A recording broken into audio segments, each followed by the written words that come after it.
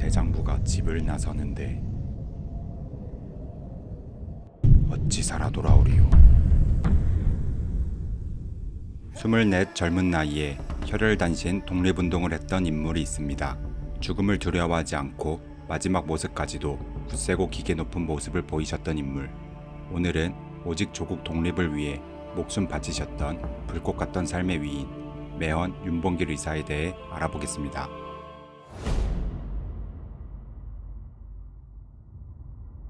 고려시대 명장이었던 윤관의 후손인 윤봉길은 1908년 6월 21일 충청남도 예산에서 아버지 윤왕과 어머니 김원상 사이에서 태어났습니다. 1918년 윤봉길은 덕산초등학교에 입학하지만 평소 일본어를 배운다는 것과 일본인 교사 휘하에서 교육받아야 하는 것에 불만이 많았습니다. 이듬해 3.1운동이 일어나자 이에 자극받아 식민지 노예 교육을 배격하면서 학교를 자퇴하게 됩니다. 그 후 서당 오치서숙으로 들어가 한학을 공부하며 사서섬경 등 중국 고전을 두루 익히게 됩니다. 1922년 15세 성주 배씨 배용준과 결혼하며 이남 1녀를 낳았습니다. 오치서숙에서 우수한 학업 성적으로 장원을 하였고 시집인 오추, 옥수, 임추 등을 발간하며 1929년 졸업하여 한학 수업을 마치게 됩니다. 이때 윤봉길은 글자를 몰라 선친의 무덤을 찾을 수 없던 어느 청년의 한탄을 보고 무지가 가장 큰 적이다라는 생각을 하게 됩니다.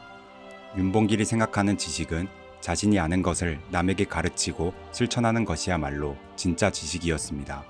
이에 사랑방을 공부방으로 만들어 돈을 받지 않고 불우한 아이들을 가르치기 시작합니다. 또한 농촌 계몽 활동을 위해 1927년 농민 독번을 저술하며 야학교재로 사용하게 됩니다. 다음 해인 1928년 농촌 부흥을 목표로 부흥회를 설립하여 부흥 활동을 전력하였으며 또한 농민들을 규합해 자활적 농촌 진흥을 위한 월진회, 체육회를 조직하여 건실한 신체를 바탕으로 독립정신을 고취하고자 하였습니다. 하지만 일제의 감시와 탄압으로 농촌 부흥운동이 위기에 봉착하게 되고 1929년 광주 학생 항일운동과 함흥수리조합에 조선인이 살해되는 사건을 보고 나라를 되찾기 위해 상해로 가기로 마음을 먹게 됩니다. 1930년 장부가 집을 나서 뜻을 이루기 전에는 살아 돌아오지 않겠다는 신념이 가득한 편지를 남기고 3월 6일 만주로 망명합니다. 하지만 도중에 선천에서 미행하던 일본 경찰에 발각되어 45일간의 옥고를 치른 후 만주를 탈출하게 되는 힘든 시간을 겪기도 했습니다. 그 후로 만주에서 김태식, 한일진 등의 동지와 함께 독립운동을 준비하게 됩니다. 그해 12월 홀로 중국 청도로 건너가 1931년 여름까지 현지를 살펴보면서 독립운동의 근거지를 모색하며 세탁소의 직원으로 일하여 모은 돈을 고향에 송금하기도 하였습니다. 1931년 8월 윤봉길은 대한민국 임시정부가 있는 상해로 활동 무대로 옮겨야 보다 큰 일을 수행할 수 있을 것이라 믿고 상해로 향하게 됩니다. 상해에 도착한 윤봉길은 모자공장 노동자와 홍커우 시장에서 채소 장사를 하며 일본군의 동향을 주시하고 자신에게 독립운동의 기회가 오기를 기다리게 됩니다. 하지만 1932년 한인 애국단의 이봉창이 일본 동경에서 일본 천황을 폭살하려다 실패하자 상해 일대는 복잡한 상황에 빠지게 됩니다. 더욱이 일제는 일본인 승려가 중국 군중들에게 구타를 당한 사건을 계기로 상해 사변을 도발하며 중국과의 전투를 승리로 이끌어 상하이의 중국군은 무장 해제를 당하고 자국의 군대를 상주시키지 못하게 됩니다. 이때 윤봉길은 대한민국 임시정부의 김구를 찾아가 이봉창과 같은 나라에 몸을 던질 일감을 달라고 간청하였습니다.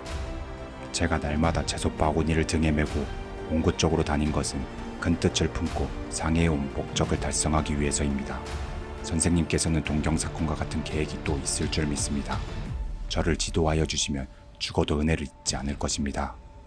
이에 김구는 윤봉길이 몸을 바쳐 큰 뜻을 이룰 의로운 대장부라고 간복하여 말하길 뜻을 품으면 반드시 이룬다고 했으니 안심하시오. 내가 요사이 연구하는 것이 있으나 마땅한 사람을 구하지 못해 고민하던 참이었소. 신문을 보니 일본이 이번 전쟁에 이긴 위세를 얻고 4월 29일 홍구공원에서 전황의 생일인 천장전 경축식을 거행할 모양이오. 이날 평생의 큰 목적을 달성해봄이 어떻겠소. 그의 윤봉길은 흔쾌히 응낙하며 그 말씀을 들으니 가슴에 한 점 번민도 없어지고 마음이 편해집니다. 준비해 주십시오. 하고 자기 숙소로 돌아갔다고 합니다. 마침 상해 일본 영사관은 일왕의 생일인 천장절 경축 행사와 일본군 상해사변 전승 축하식을 합동하여 상해 홍커우 공원에서 거행하니 참석하는 자는 물통과 도시락 그리고 일본 국기 하나씩을 가지고 입장하라는 신문을 공고하게 됩니다. 김구는 즉시 중국군의 병기를 관리하는 책임장교로 있던 독립운동가 김홍일을 찾아가 일본인들이 사용하는 물통과 도시락을 보낼 터이니 상해 병공장장과 교섭하여 그 속에 폭탄을 장치해 3일 안에 보내달라고 부탁하게 됩니다. 이에 상해 병공장장은 자기네가 만들어준 폭탄이 약하여 이봉창이 일왕을 죽이지 못한 것을 유감으로 생각하던 차에 다시 만들게 된 폭탄은 수십 번의 테스트를 거쳐 성실껏 제조해주게 됩니다. 운명의 순간인 4월 29일이 점점 가까워지며 윤봉길은 날마다 홍구공원으로 나가 거사할 위치를 점검하였다고 합니다.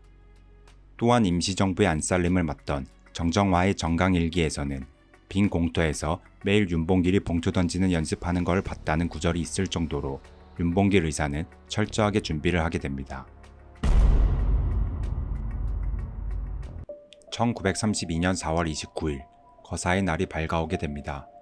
김구와 아침을 함께 먹던 윤봉길은 김구의 낡은 시계를 보고 자기 자신의 시계를 떠내어 김구에게 건네며 이 시계는 어제 선서식 후에 6원을 주고 산 새 시계인데 선생님 시계는 2원짜리니 저하고 바꿉시다.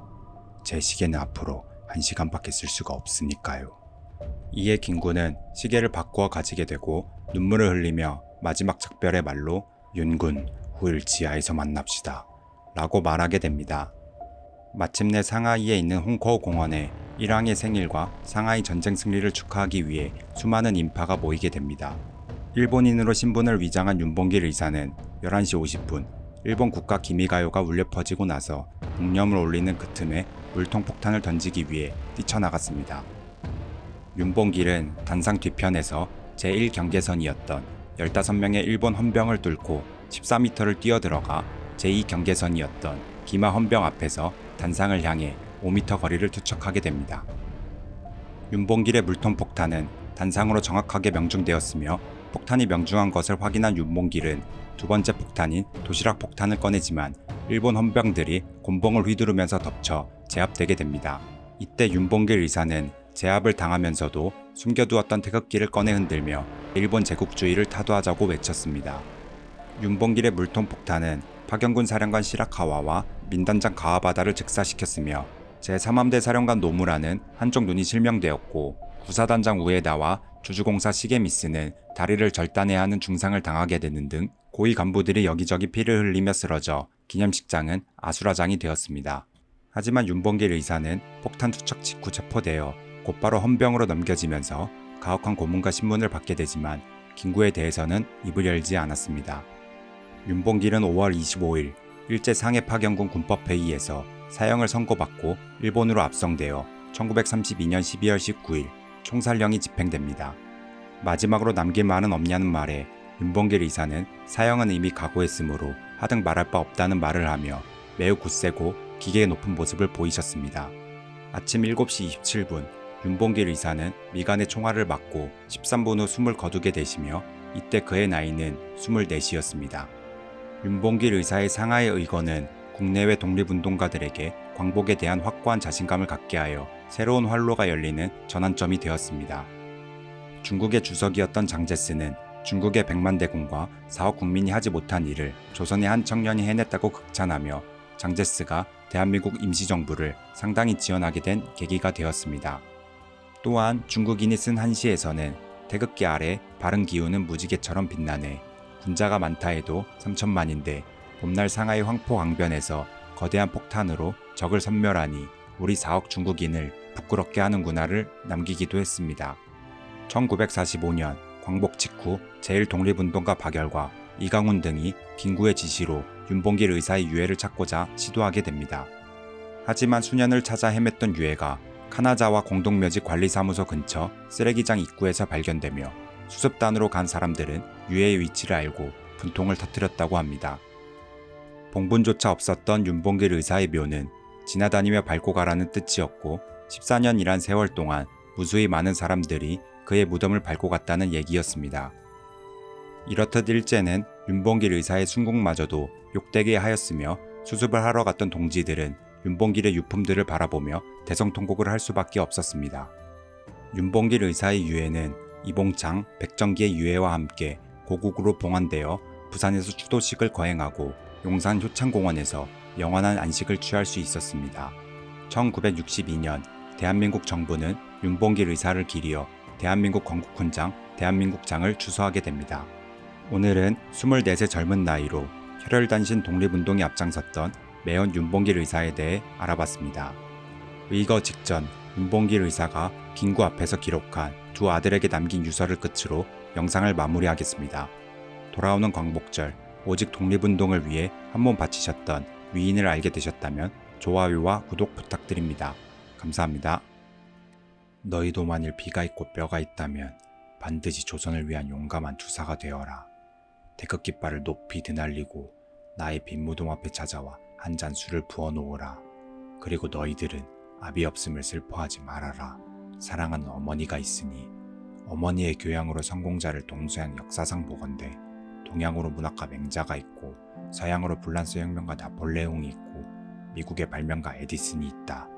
바라건대 너의 어머니는 그의 어머니가 되고 너희들은 그 사람이 되어라.